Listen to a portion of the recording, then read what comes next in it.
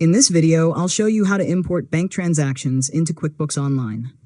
First, log into your QuickBooks Online account and open the company you want to use. Next, go to Transactions in the left sidebar and select Bank Transactions. Now select the bank account where you want to import the transactions.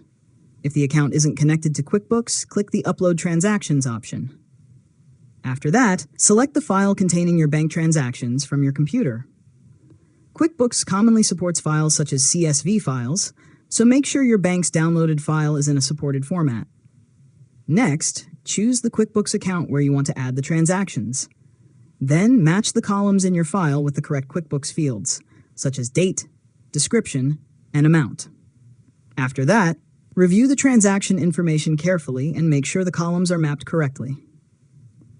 Now, click Next and select the transactions you want to import. QuickBooks will then upload the selected transactions into the account. Once the import is complete, return to the Bank Transactions page and review the new transactions.